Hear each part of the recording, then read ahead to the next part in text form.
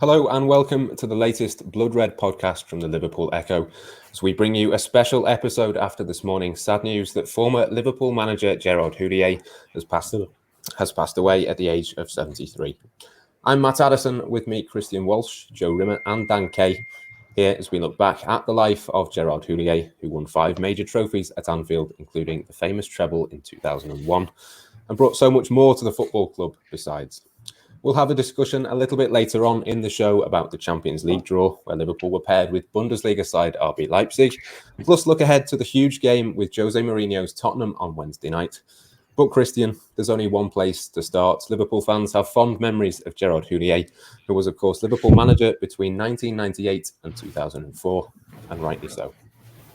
Absolutely. I think it's a very, very sad day for a lot of Liverpool fans, for every Liverpool fan. I think no matter what generation you come from, you recognise the achievements of Gerard Houllier, you recognise what he did for the football club. I think he was certainly for me, and I think for a few people on this podcast, very much the first great manager, if you will. Certainly the first major trophy winner manager. That's not to do the League Cup any disservice, but we won the League Cup, we won the FA Cup, and then the UEFA Cup, all within 4 or 5 months of each other, which was an incredible achievement. Turned the club around when it needed it most, changed the culture of the club, brought back some of those really famous Anfield nights that we had grown up being told about by our fathers, our grandfathers, and a very sad day.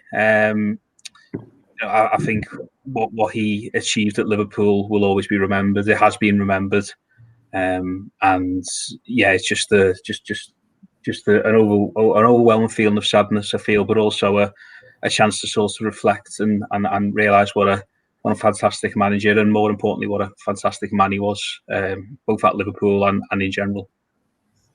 Yeah, Liverpool, Paris Saint-Germain, the French national team, Lyon, plenty more teams as well that he's managed, Joe. It's clear from the sort of outpouring of emotion this morning from all quarters just how well thought he was, as Kristian says, on and off the pitch. Yeah, and I think Kristian just nailed it there when he said that it was more than him being a football manager, it was a man, and I think anyone you speak to who's ever dealt with Gerard Houllier speaks so highly of him. And I think it's no surprise that so many ex-players and people in football and fans are mourning today, because he was a special manager, but more importantly, a very, very special man. And he was somebody that I just thought got Liverpool from the word go. And, he held the club in such high esteem. And, even when he left with grace and talked about the club well in the years that followed. For me personally, he was the first manager that made Liverpool really feel like Liverpool. Liverpool, the way that my dad and people like that had talked about them, growing up before the age of, say, 10, I don't really feel like I kind of got that. And then when Houllier came along and that season, of course, they won the treble and put Liverpool back on the map, so to speak, he made them feel like a big deal again. And I don't know, he made me fall in love with football properly. Before Houllier, I must admit, I wasn't that interested in football. You like the goals, you like the kits, you like certain players. Robbie Fowler comes to mind. But after Houllier came in, I started to really realise, I suppose, what the football club is all about. What a manager does, how important a manager is, and why those big special occasions are so special for supporters and for families and that sort of thing. So it brought a lot of happiness to a lot of Liverpool fans, to wider football fans, to fans of Lyon, to fans of PSG. So he'll be missed. Pretty gutted. Pretty rubbish day. Yeah, it came as a big shock, Dan. I'm sure you've got plenty of memories yourself of his time at Liverpool. And just to go back to what Kristian and Joe have said, he touched the lives of so many fans, not just of Liverpool, but from other clubs as well. Absolutely. He was a great football man. There's it's very clear from seeing the outpouring of tributes right across the football world this morning. But it's not just the clubs that he had direct influence on. He was, in his latter career, became very much involved with UEFA and FIFA, and obviously involved in the Red Bull franchise, and which Liverpool. I read somewhere that he was quite influential in helping engineer Sadio Mane and Naby Keita's move moves to Europe, which obviously Liverpool are direct beneficiaries of now. But but to go further back, I mean, I'm a little bit older than Joe and Kristian. My formative memories really were in the mid-80s. But back then, I was lucky if I went to 1 or 2 games a season. I only started going regularly, really, in the early 90s, which is just as Liverpool started to go a bit crap. So I can relate to a lot of the likes of maybe the generation slightly behind me, because Houlier's reign, when it really kicked off in that treble year, they were kind of my formative memories of going to cup finals, going to big games. Liverpool, as Joe very, very eloquently put then, Liverpool starting to feel like Liverpool. And on a personal level, it's funny how often the fortunes of your football team can kind of dovetail with the fortunes of your own life. It doesn't always work out that way, but for me, it seems to have worked out that way more often than not. And Gerrard took charge in the late 90s, just as I was kind of getting myself back on track after a bit of a wobbly spell. And the treble year, the climax of the treble year really came during my final weeks at university. And I was unable to go to Dortmund for the UEFA Cup final because I only had 2 final exams, the day of the Alaves game and the morning after. But I was able to get a ticket and go to Cardiff for the FA Cup final when we daylight robbery, really. Arsenal battered us for 83 minutes and Michael Owen came through in the last 7. And I remember at the time, there's no question at the time, that was the greatest day of my Liverpool supporting life. And even if in the 2 decades since, we've had some incredible moments under Rafa Benitez and obviously latterly under Jurgen Klopp. But that period of time, and I think it's quite telling that the likes of Carragher and Gerrard, who obviously have been involved in some incredible happenings during their own career. Carragher in particular always talks about that treble season as the most exciting season he was ever involved in, even more than Istanbul, because that incredible feeling of momentum that Houllier built, it gave Liverpool their pride back. And as I'm sure we'll get on to, when he took over, football was changing, Liverpool Football Club was changing. He had a very, very big task on his hands, but really he was the man that didn't just, he literally led Liverpool into the 21st century, but he also did very much in a practical and a kind of spiritual and an emotional sense as well. And I think he will quite rightly be regarded as a Liverpool great. And I can only echo what the lads have said. It is a truly sad day for our club today, and I think there will be a lot of heartfelt tributes paid over the coming days and weeks, and rightly so. Yeah, absolutely, Kristian. I mean, as Dan says, he was somebody who almost dragged Liverpool into the 21st century. He sort of transformed the club in many ways in terms of training, preparation, all sorts of things, which really paved the way for future successes in the future. Who knows what Liverpool would look like now if he hadn't have done those things back when he was at the club. Absolutely. I imagine a lot of people who listen to this podcast, watch it on YouTube or whatnot, probably do remember. But for those who don't, I mean, you can look at the Wikipedia pages and see that Liverpool were finishing around 5th, 4th, 3rd in the Premier League before, Gerard Houllier took over. But the culture just wasn't there. It wasn't quite right. It wasn't what Liverpool was meant to be about. They weren't winning trophies. They weren't really challenging for trophies.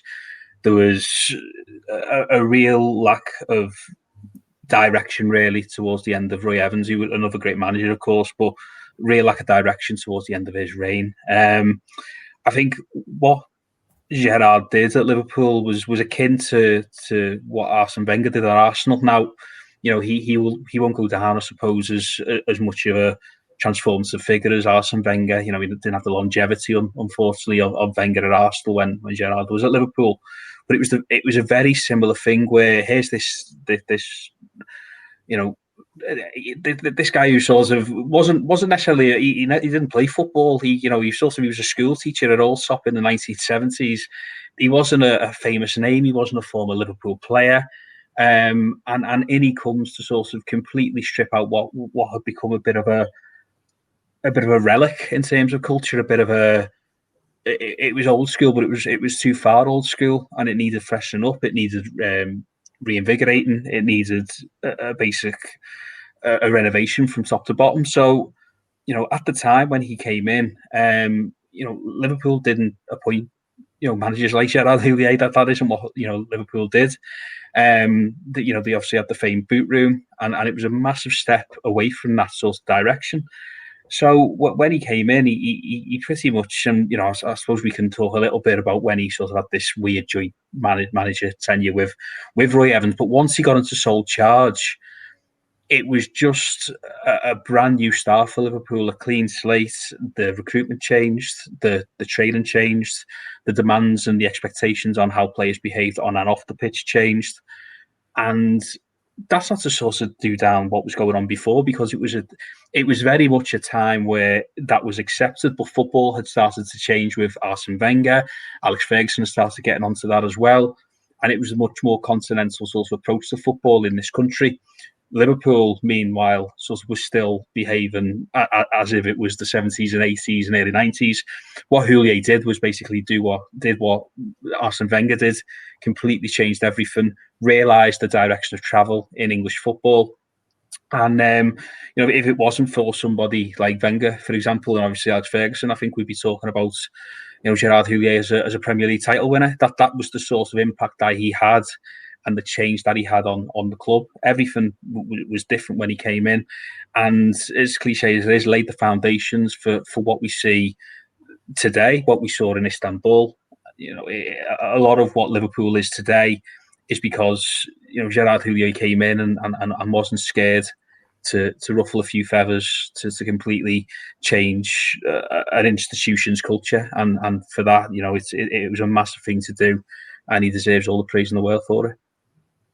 He also had a huge effect, Joe, on Jamie Carragher and Steven Gerrard, two massive players for Liverpool in that period.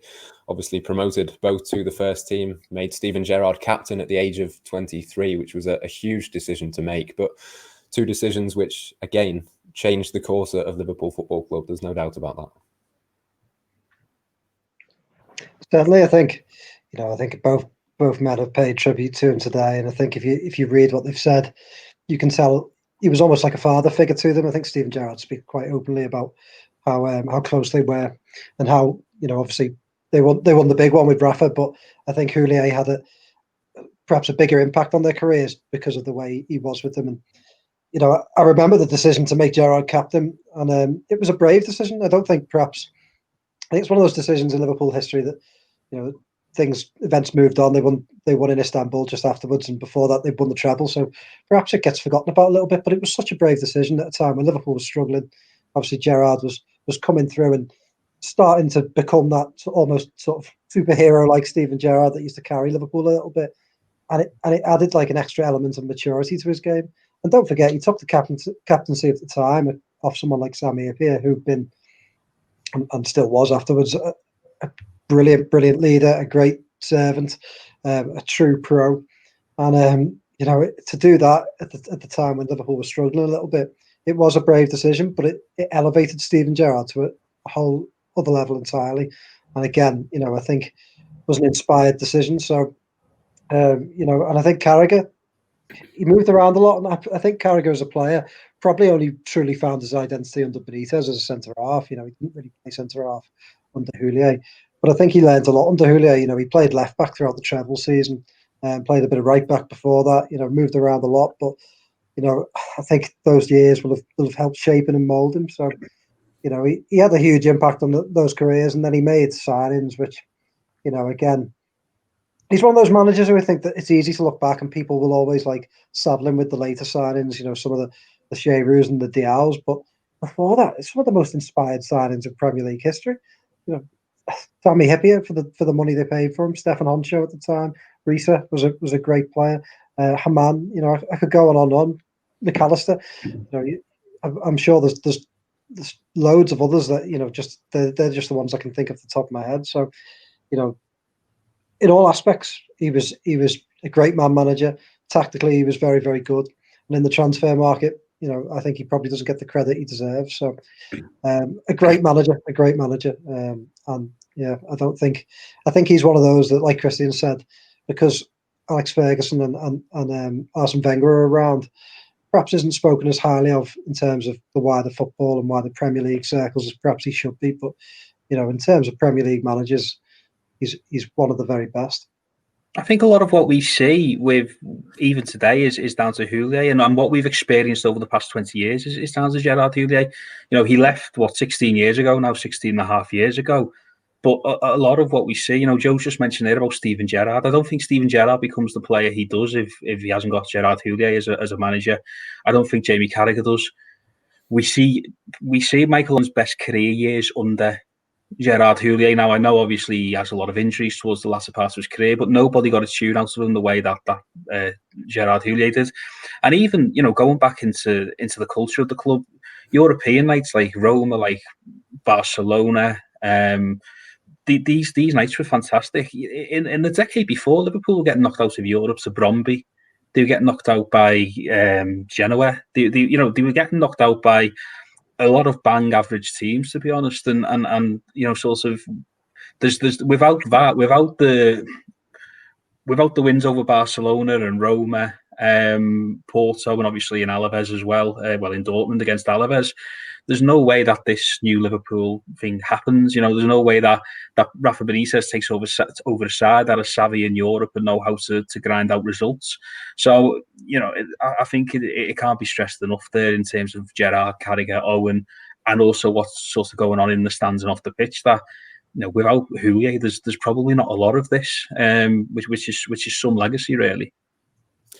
I think, Dan, one of the things that I think about when I hear Gerard Houlier's name is that return after heart surgery against Roma. You could see just from the crowd and from the pictures, I'm sure you were on plenty of those big European nights, maybe even that one itself, that there was just so much love for him at the time and since. It just underlines again just what a great person he was, as well as a great manager. Yeah, I mean, that really was an extraordinary night. I saw, obviously clips of that night have been getting shared left, right and centre this morning. And I shared one myself, just with the idea of, obviously you've got to remember this was March 2002, so long before social media or Twitter or anything like that. It had been the October when he took ill, so we were talking 4 or 5 months on. We knew his rehabilitation we knew he'd been involved by proxy on his phone with giving messages to Phil Thompson almost from as soon as he got out of the operating table. So we knew he wasn't far away, and there had been a couple of rumours in the build-up to the Roma game, which was it was unusual for 2 seasons. There was a second Champions League group stage, and it worked out that Liverpool had to beat Roma by 2 goals to qualify for the quarterfinals. And there had been the odd little whisper that maybe Houllier was going to be back for the Roma game, but nobody really knew for sure. And I said, it was a great atmosphere. Remember, we'd beaten Roma the year before in the UEFA Cup.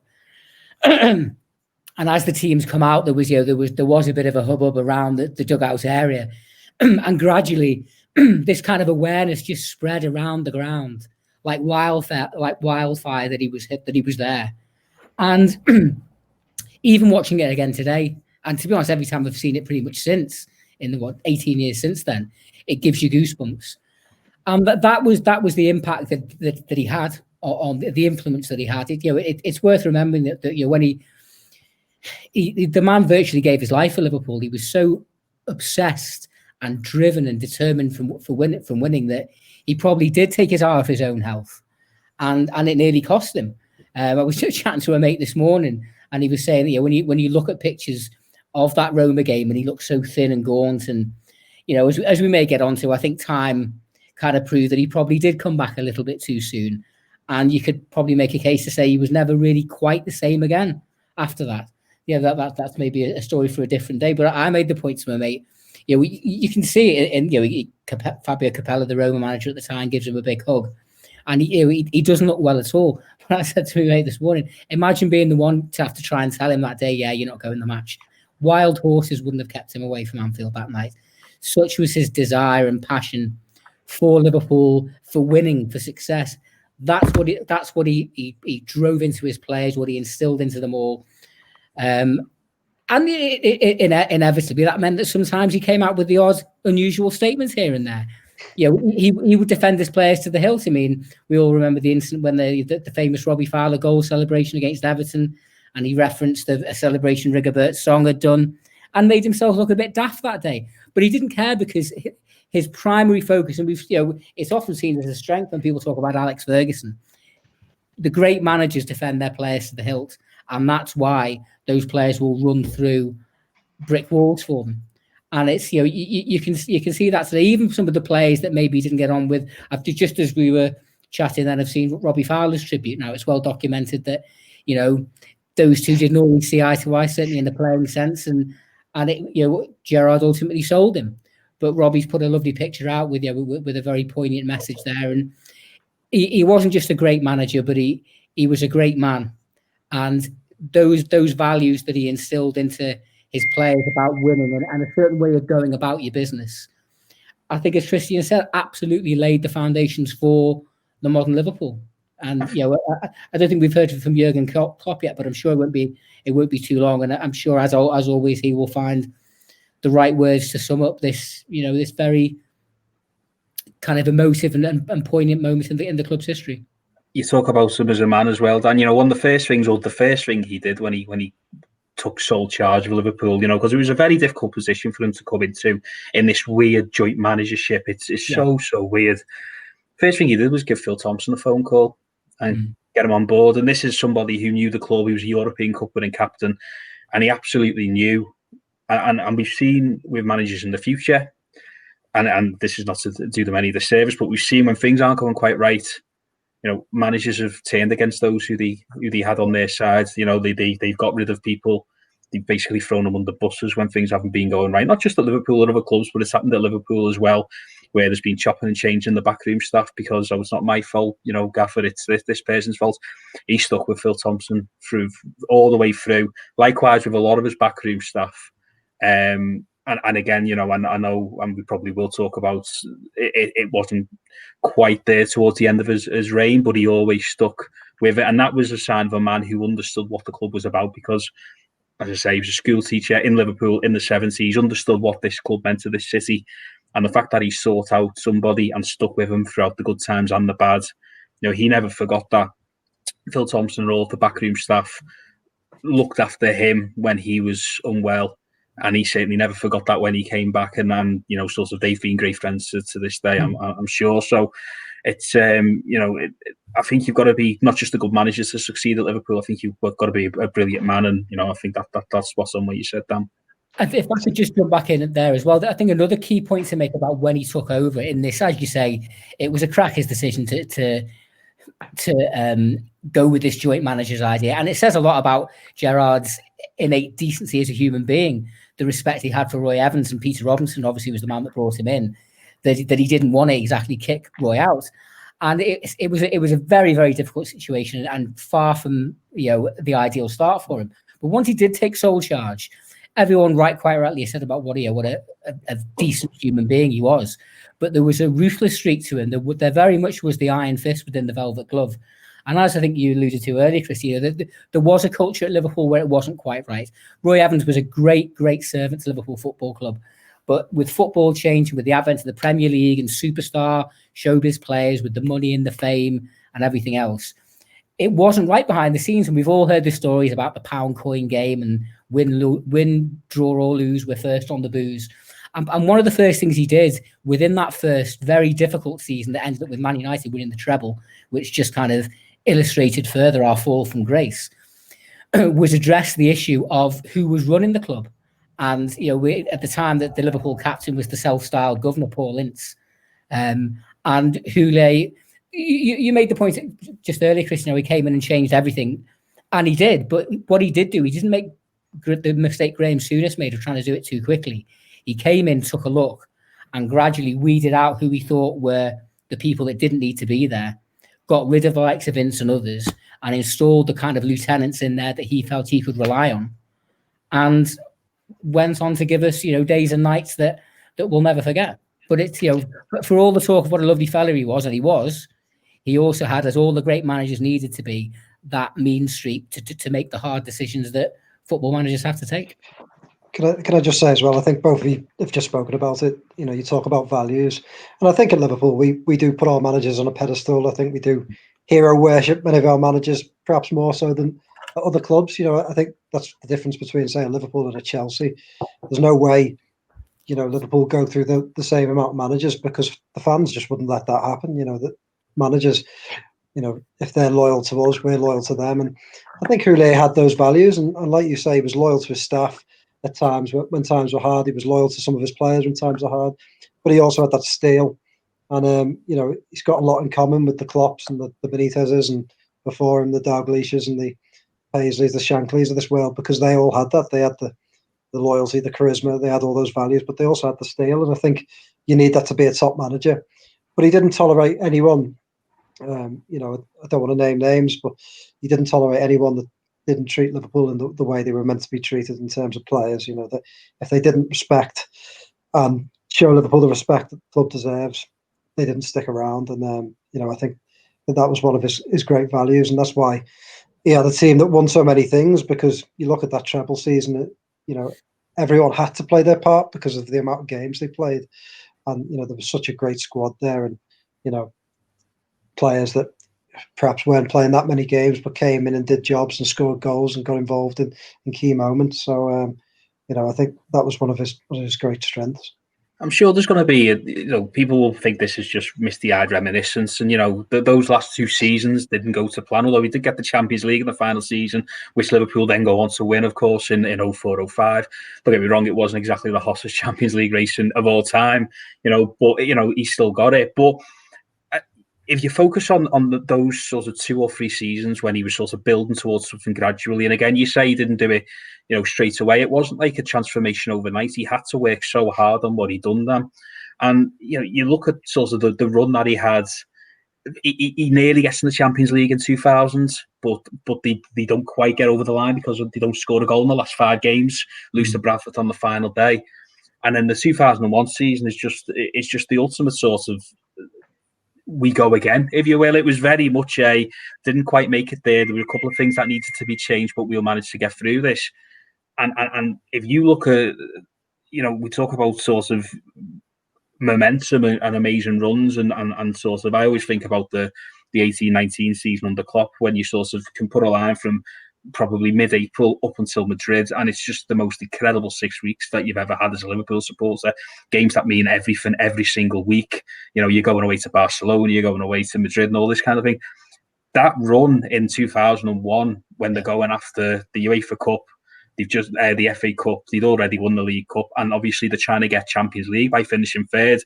I'd love to see the numbers. I'll probably dig into them while someone's talking, but it just felt like every 3 days there was a game that was of such significance and importance of Liverpool in Europe, at home, away, in the cups. It was just absolutely relentless. That only good managers can get through that. And yes, he had a brilliant squad, but it was a squad that he helped build. It was a squad that he helped cultivate, and we spoke before. He was getting the best out of players who probably would never play this well again. Emil Heskey, to bring him up, Joe. He was top goal scorer. He was top goal scorer in the treble winning season. And he's become a bit the butt of jokes, really unfairly, in my opinion. He had him as top goal scorer for Liverpool that season, and he's never really recaptured that form, Emil. So if you're not quite sure what type of manager he was, and the sort of if he actually did ever achieve anything massive at Liverpool, and if we should be putting them alongside the likes of Benitez and Klopp in the modern era, if you will, take a look at that run that he had sort of between March and May 2001. Unbelievable management, and sort of not really bested at Liverpool for a long time. Yeah, Kristian alluded to it before, Joe, that the last couple of seasons maybe weren't at that peak, but that shouldn't take away from what he did achieve and from what he did build and leave behind once Liverpool and Houllier did part ways. Absolutely, yeah. I mean, look, I think what Kristian said earlier about those European nights, the Roma night, I think he did pave the way for many ways, and for Benitez in terms of getting Liverpool back on the European map, getting them back in the Champions League, getting those European nights to become a thing again. Without that, the Istanbul wouldn't happen. So, they were 2 difficult seasons at the end, and some bad signings were made, and I think things went against them. But Owen, we talked about Owen. He wasn't quite the same player, couldn't get fit, and I think it was very difficult for him. Obviously, Chelsea was starting to grow then and become the team that they were. So, it was tough, but I mean, he left a legacy, and you want all managers to leave a legacy, don't you? You don't want to have to tear it up and go again. And many of the things that Houllier left behind, in terms of the way the club was shaped, was really good. And don't forget, in those 2 seasons, I wanted to bring this up because I don't think it's a day many people will talk about. But that League Cup win, and many people might sneer at the League Cup, but the League Cup win in 2003 over Man United was one of the best days. It would be up there in my personal top 5 of best days, perhaps top 3, for personal reasons of supporting Liverpool. It was just an incredible day, and look, we all take football very seriously, but at the end of the day, football's about enjoying yourself. Football's about memories. It's about, it doesn't always have to be trophies. It can just be happy moments in your life. And one of the happiest moments in my life was standing with my dad watching Liverpool win that League Cup in 2003.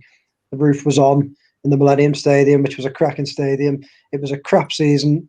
United had got back ahead of Liverpool, and Liverpool did a job on them. And it was just an incredible day. I still to this day remember it, picture perfectly. And I think that's what you want. You want your managers to leave a legacy of days like that and memories for you. And Houllier gave me so many great memories growing up that that's why I'm so gutted today, because you think never met the man, but part of him will be with you because of those days. So yeah, I mean, that was when Liverpool were really, really bad at the end of Houlier's reign, but what an incredible day that was.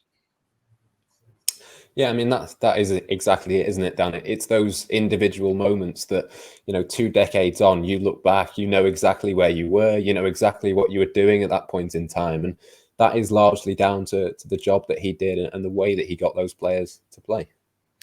Exactly. I mean, Joe's so right there. Football is about memories. It's about relationships. It's about people. It's about the times you have with your friends, your family, the people you don't even know by name, but you see at the match year after year to let on to.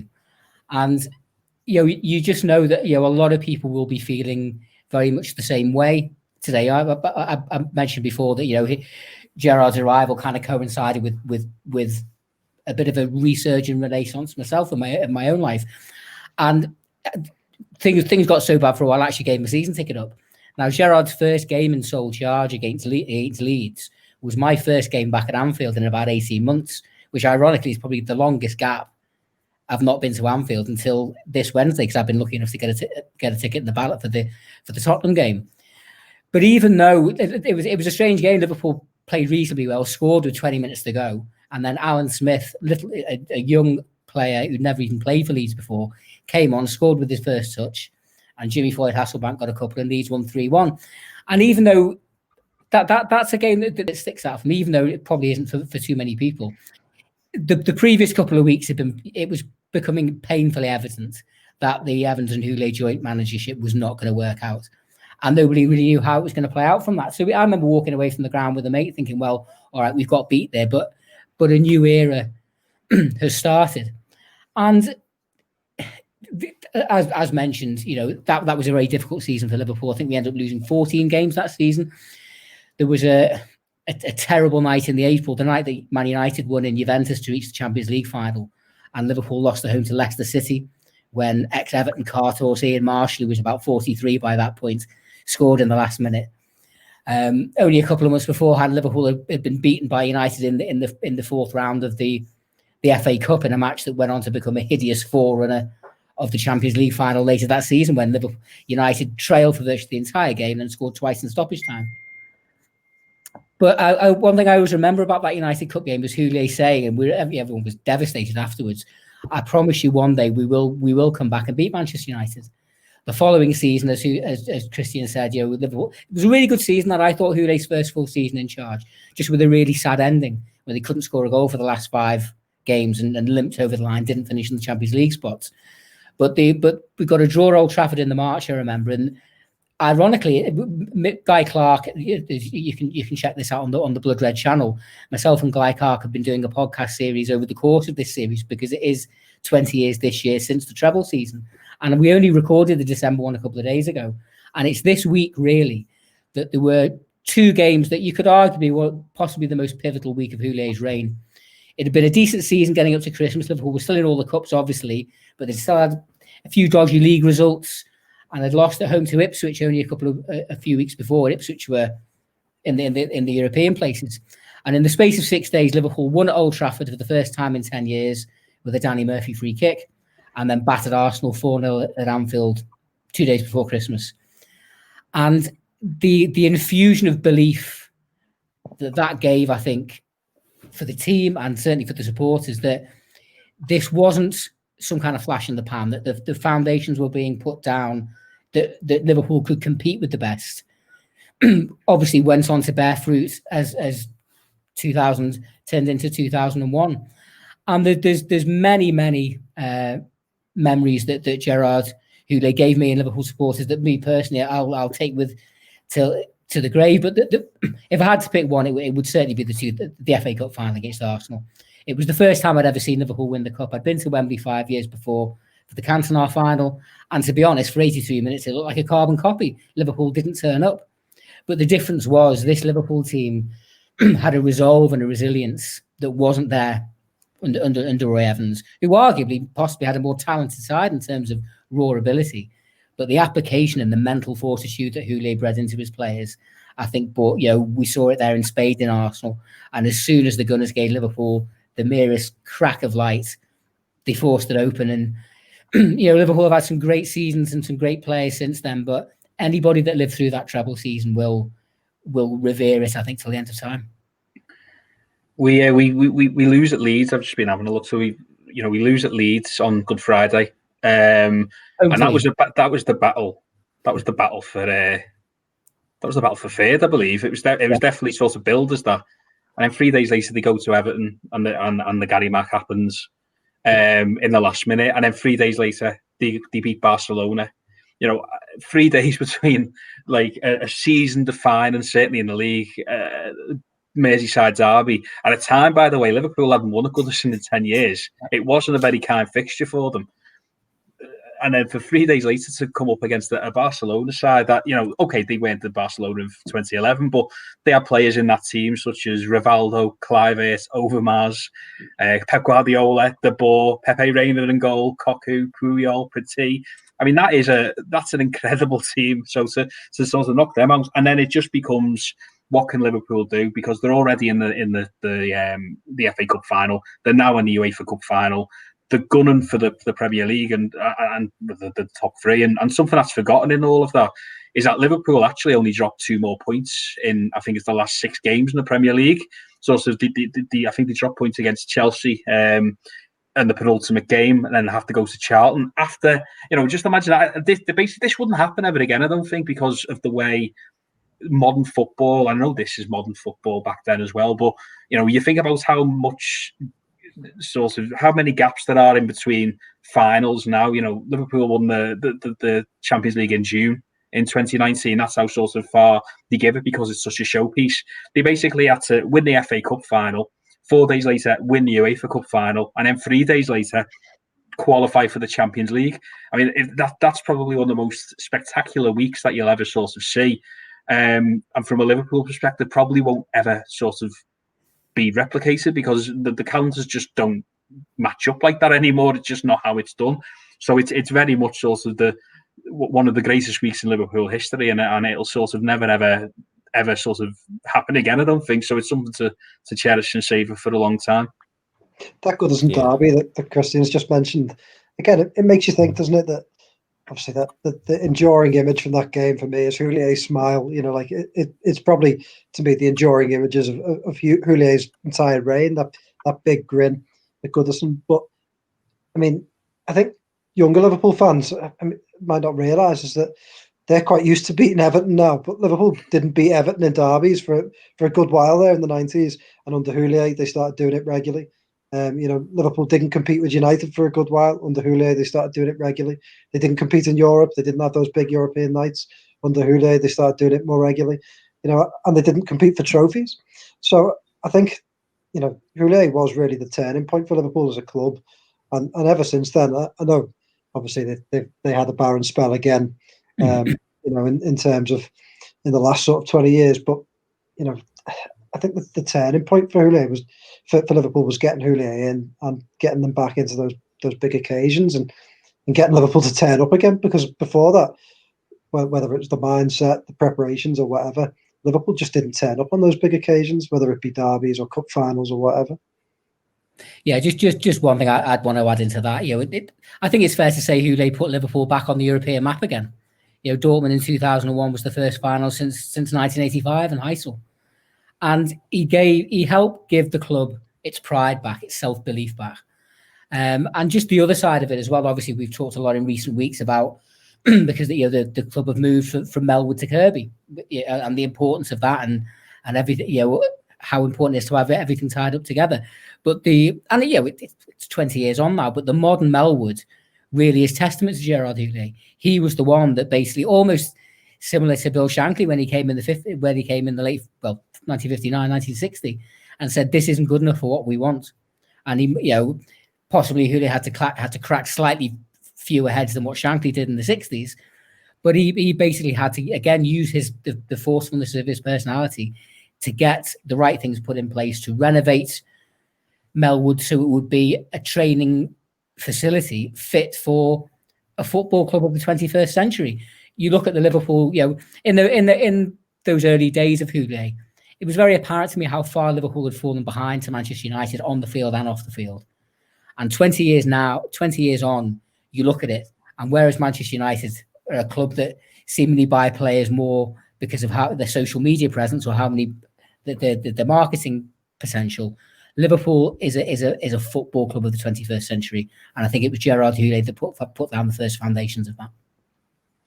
Yes, absolutely. Echo every single word of that. A touching tribute from all three of you, and of course, plenty more tributes across the Liverpool Echo website as well. This is the sad news this morning that former Liverpool manager Gerard Houllier has passed away at the age of 73.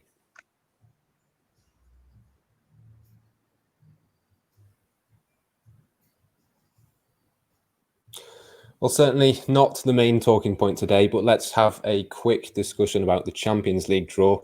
Gerard Houllier, as Dan alluded to earlier, was actually an advisor to the Red Bull Group since 2012. Liverpool, as we said earlier, paired, of course, with RB Leipzig in the last 16 of this season's competition. Those two games will take place in February and March. Liverpool will play on February the 16th and March the 10th in those matches. Kristian, I'll come to you first on this one. It's a very exciting, entertaining draw, I think, to come for Liverpool. What do you make of Leipzig? Yeah, it's really, really interesting. It's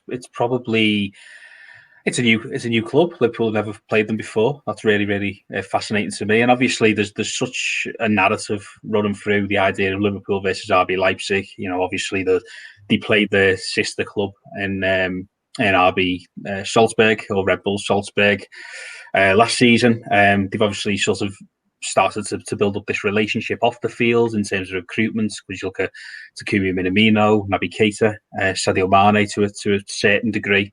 He obviously stopped off at Southampton before coming to Liverpool. It's a club that's being run in a very similar way to Liverpool. The focus on analytics, on efficiency in the transfer market, and also the idea of good coaching is one of the most important assets that a football club can have. And in Julian Nagelsmann, they've got one of the best young coaches around. And when I do say young, I think this is probably the first time. No, because they played them against Hoffenheim, but he's still the only manager who Liverpool have faced who's actually younger than me. So that's it's going to be a real gut punch when that's going on next month. But yeah, I think I don't think it's as hard potentially as what it would have been last season. I don't think Leipzig are necessarily at the level that they were. They obviously lost Timo Werner. They've adequately replaced them in terms of goals, but maybe not necessarily as an individual. It's also going to be interesting because obviously there's rumblings around Upamecano. I think it's Konate as well, who's the other sort of centre back there. They've got a really interesting team of players, but I think Liverpool have definitely got enough in the locker to get through this over the two legs. You'd only have to look at the fact that Manchester United beat them 5-0 at Old Trafford to say that they can concede goals. They look very, very shaky towards the last 10 minutes of the final group game decided against Man United. And I think when you've got a squad that's as young as they are, albeit young and talented, there's definitely a chance for Liverpool and their team of grown-ups, if you will, to really assert themselves, and I'd expect them to do that over the 2 legs. But it'll be a really interesting, fascinating couple of games. Yeah, absolutely. Loads of narratives to get into there, Joe. As Kristian says, Naby Keita, Mane, Minamino, all those links with the Red Bull group. Ralf Rangnick as well, a huge influence on the way that Jurgen Klopp has set his Liverpool team and teams that he's managed up in the past. So absolutely loads for us to go into in the next couple of months. Definitely. I think it's almost one of those annoying games where it's quite a dangerous tie. You know, as Kristian's just mentioned, I expect Liverpool to get through. I mean, obviously, we'll know nearer the time in terms of injuries and whatnot. And January might change things a great deal for both clubs. But, you know, Liverpool will be overwhelming favourites. But it's trickier than I think many people perceive it to be. So I think it's one of those ties where, you know, it's certainly not a gimme for Liverpool, and they're going to have to be at the very best to get through.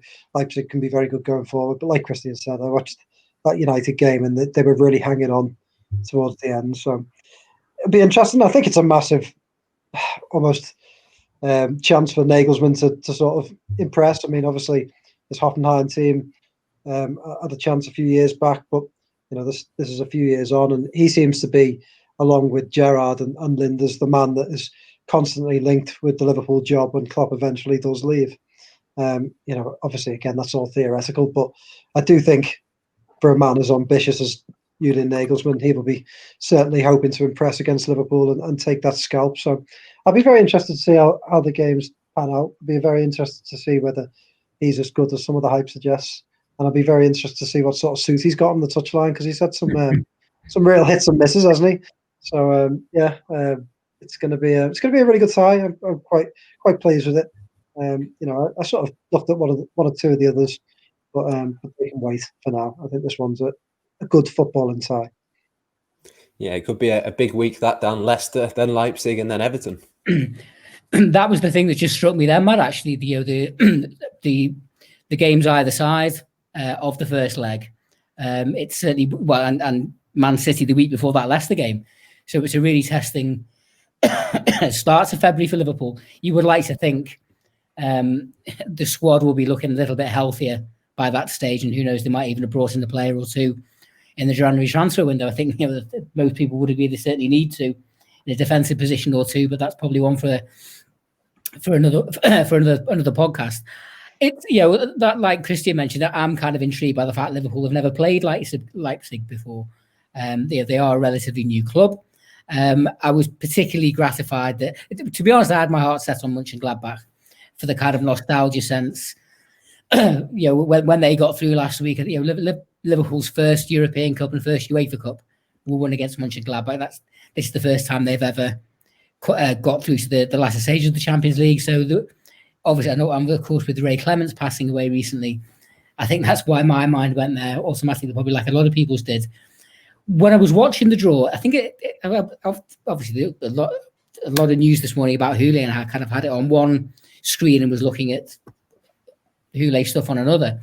And at one point, I thought Liverpool had drawn Atletico and got a really horrible feeling in my stomach, because there is a part of me that would like to see Liverpool right that wrong from last year, because you know it was a very dramatic couple of ties, but I still feel Liverpool were very unlucky not to go through.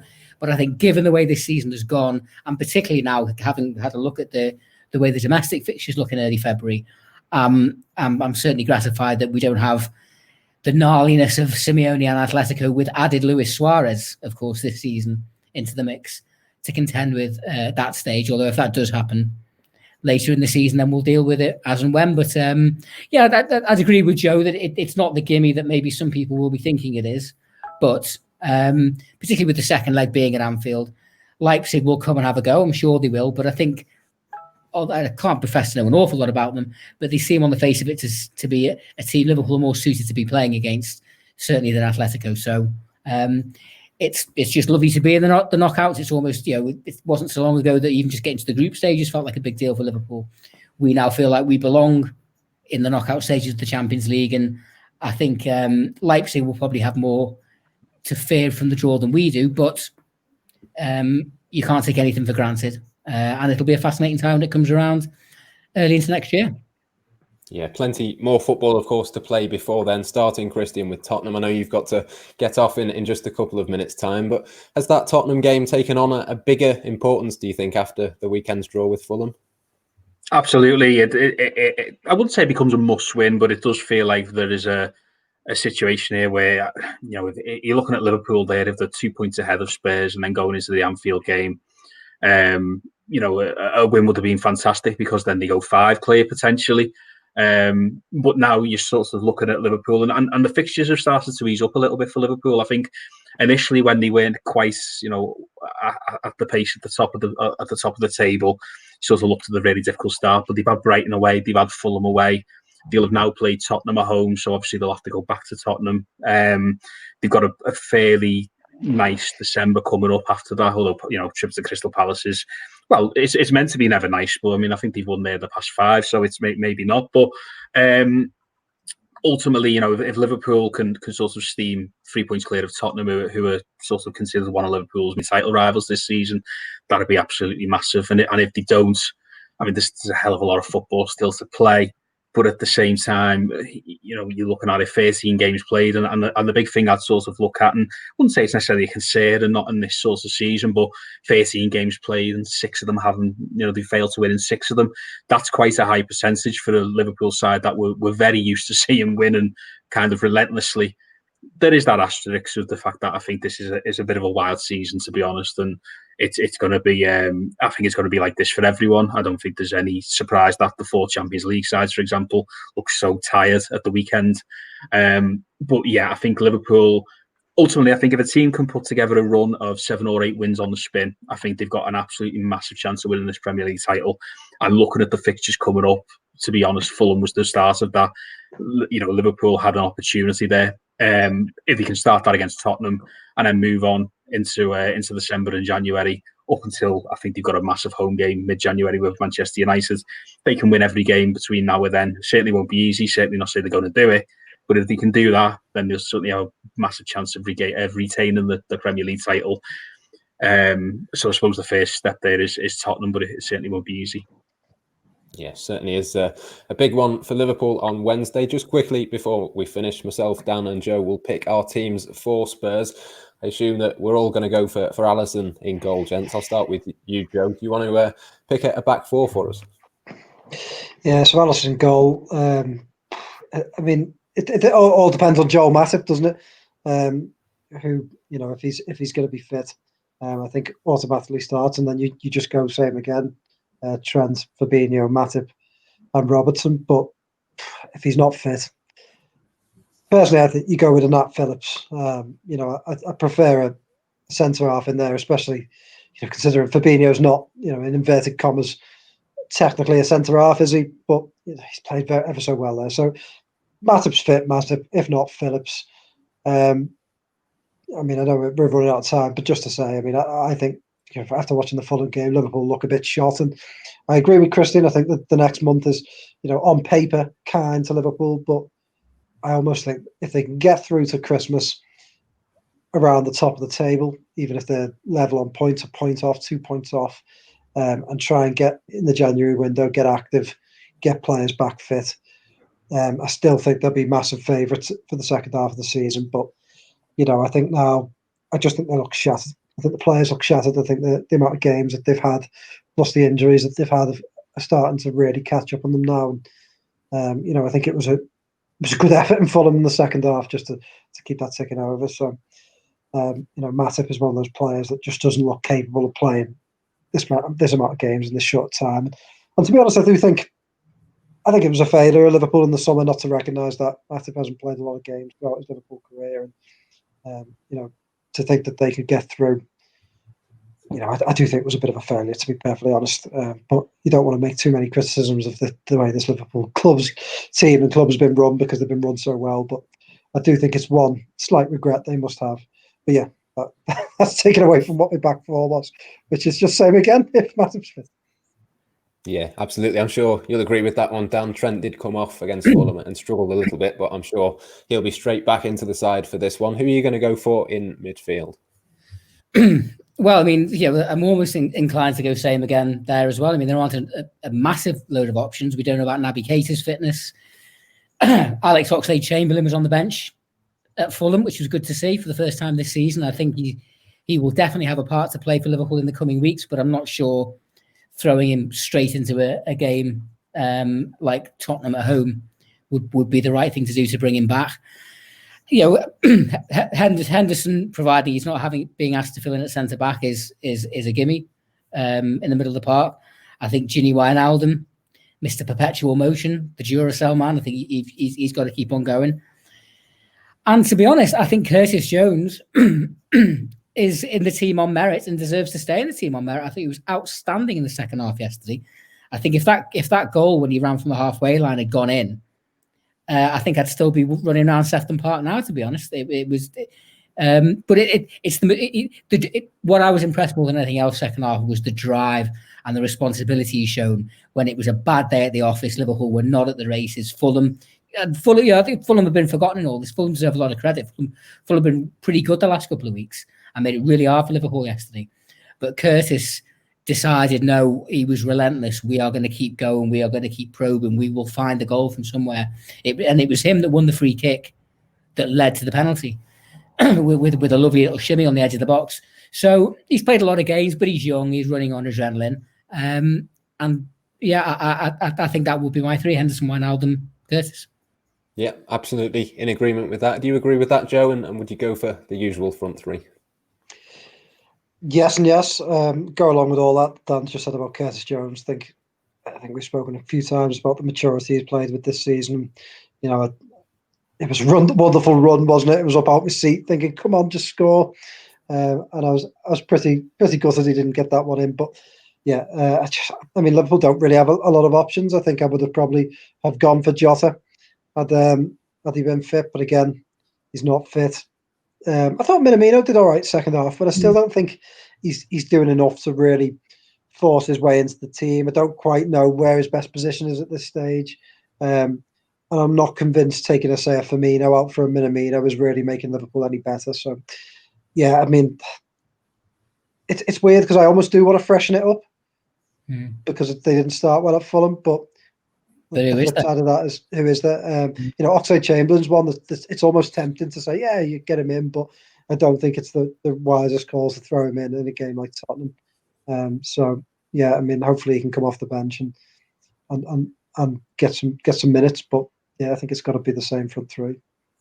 Yeah, I'm sure we'll see Oxlade-Chamberlain at some point, be it on Wednesday or possibly Crystal Palace next weekend. And I'm sure Liverpool will be drawing up plans to remember Gerard Houllier during that game on Wednesday as well. Once again, our thoughts here at Blood Red and the Liverpool Echo are with Gerard Houlier's friends and family at this difficult time. But from myself, Matt Addison, from Kristian Walsh, from Joe Rimmer and from Dan Kay. Until next time here on the Blood Red channel, thank you for joining us and goodbye for now. This is the Blood Red